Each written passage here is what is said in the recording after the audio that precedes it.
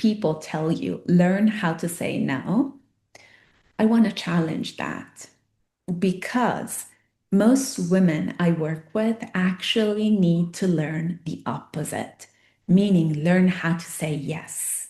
I'll give you an example. For years in my travels, in my solo travels, carrying not heavy bags, but the carry-on sometimes if you have your laptop, your camera, and it can get pretty heavy. And every time a guy, a man, someone, the steward asked if they could lift it up for me over the overhead compartment, I always said, "Oh, no, no, I got it. No, I got it." That's just an example. That I could think of 100 more different examples where anytime somebody offered support, offered in the form of, "Can I carry this bag for you?" Or "Can I buy you a coffee?" Or bigger kind of support. I don't know, do you need help with work or anything? I always said no.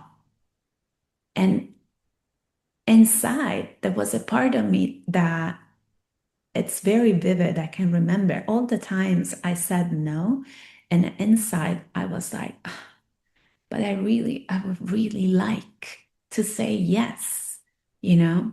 I would really like the support, but the conditioning, my own conditioning, and my own fear of being a burden, of my own hyper independence and becoming extremely reliable and self-reliant very early on in my life trained me to always say no anytime, from strangers to close one. I'm not just talking about people you randomly meet that are kind and want to offer support.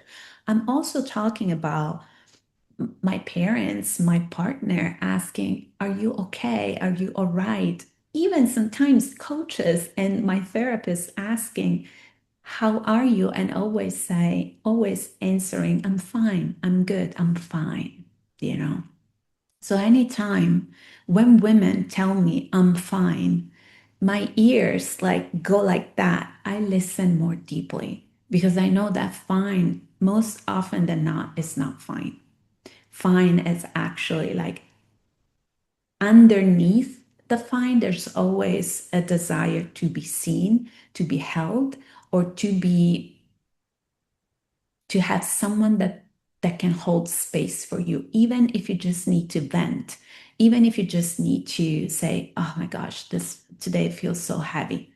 I'm going through this," even being heard, you know. So I can vividly remember all the times that was so painful to carry, all the times that I said no, but actually I meant yes. I wanted to say yes. So if this is resonating, oh my gosh, I hear you and I hear you. I hear you and I see you. And there's such a huge opportunity there because so much of what we want that we are not experiencing unlocks the moment we decide to start saying yes, accepting support. And it starts with the little things like now when I'm traveling, solo traveling, and the steward actually, if I'm carrying something, I know it's heavy, and the steward is doing something else, I actually call. I went a step ahead. I went to the next level. I actually reach for them and ask if they can help, you know. So first step might be they offer help and you start to say yes. Second step is you ask for it. You ask for what you want. You know how many times at the beginning of this journey of learning to say yes when I wanted to say yes, I downplayed how much support I actually needed, how much support I actually wanted. I downsized my request. And What is that? That is making yourself smaller, smaller than you want to be.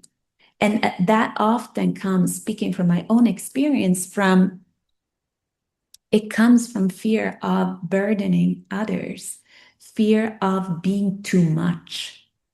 Have you ever been told, oh, you're just too much, you're just too emotional, too sensitive, too, you change ideas too often? The multi-passionate here will resonate with this. How many times we've been told that? And we just learn to hold it in and deal with it, and just asking for support becomes harder and harder and harder. And it's like you close that door, you close that possibility. And when you start to soften around that, you have no idea how much goodness is on the other side of that. Because you know what? We are not wired to thrive alone. We can survive alone. We can do a lot of things alone, but we don't thrive alone. And if you are in search or in the process of building something big and meaningful and delicious that is meant to create a bigger impact in the world, maybe it's your work, it's your business, maybe it's in your own little community and family.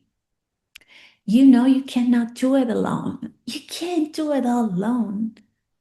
So start asking for what you need actually, and gather feedback, because sometimes all your system, your nervous system, your body, all you or parts within you need to hear is to collect proof that people actually want to help and that you are not too much. You are not a burden. The people are willing and actually excited, happy to help. You know, for me, it was such a, like, it blew my mind the first times that, like, stranger will offer to carry something heavy for me. When I said yes, I could see their face lit up with a smile, like happy to help. And this sounds crazy, but if you are used to doing it all alone, oh my gosh, you know how it's like a balm, and it's like that kind of warmth that unfreezes those patterns of holding it in and doing it all. It's like you start to relax around asking for support, asking for what you need, making the request, speaking up, taking up space, saying no when you mean no, setting boundaries, saying yes. You know how many areas of your life the the habit of doing it all alone is actually keeping you stalling? It ripples into every little things, from the smaller things to the bigger things.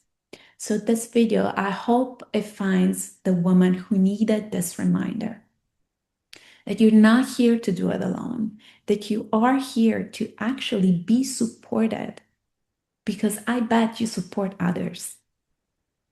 I bet you give from a generous heart. So assume the same in others and rewire. Let that belief that people are going to say you're too much, people are going to say you ask for too much, disprove itself. Yeah. And I have another example that, you know, when you go um, and do a massage, right? I've lived in Shanghai for over a decade and traveled all around Southeast Asia, and massage is part, I want to say, part of their culture. It's such,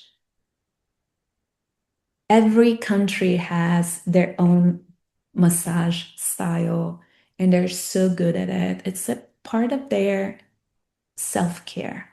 And so you can find it pretty much everywhere and super affordable. So for years, I've been like doing massages, like receiving massages. And I remember, and I didn't realize this up until maybe 5, 6 years ago.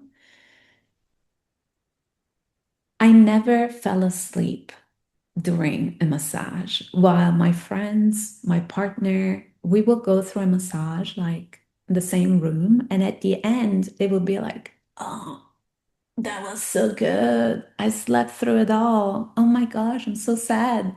This is over.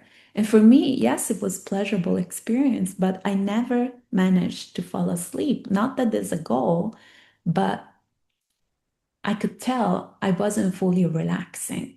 I wasn't fully easing into the experience because I was helping, like doing my best to not burden the massage therapist. I mean, like, especially like thigh massage, there is a lot of moving around your limbs. Like, I did actually a little bit of training as in Thai massage, and it requires strength. So I know how much it takes. So I would do my best to make my weight less heavy. So holding my weight, like using my muscles to help them in the movements. So that became like cooperation, not even receiving a massage or getting a massage. I was cooperating to help them. And at some point, like about 5 years ago, I started through embodiment work, through body-based work, I started realizing that I was doing this. And I wasn't, first of all, I was alert through the entire time, making sure I wasn't being a burden on the therapist. And second, I wasn't allowing myself to receive. Like, yeah, you're here, you paid for this, you're here to receive a massage, and you're working. You're working with the therapist to make her job easier. Can you receive? Can you just receive for an hour? Can you just let yourself receive and be held fully by another person, by another human? Ugh, you guys, that is huge. We we underestimate the importance of things we do daily.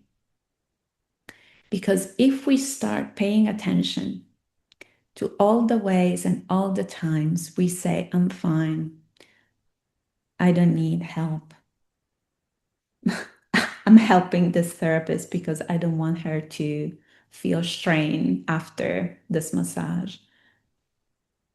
You realize how much you're making yourself smaller, how much you're actually not contributing because life is give and take.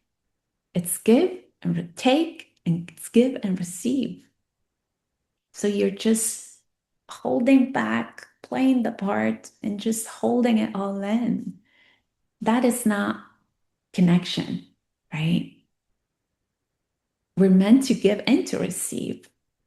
So start paying attention to all the little things you do in your in your everyday, and start from the small things because big changes in self-concept, self-identity, and even the capacity, stretching your capacity to ask for more, to speak up, that comes with time and it comes with practice and not with one big request or with one big gesture or action that can actually backfire.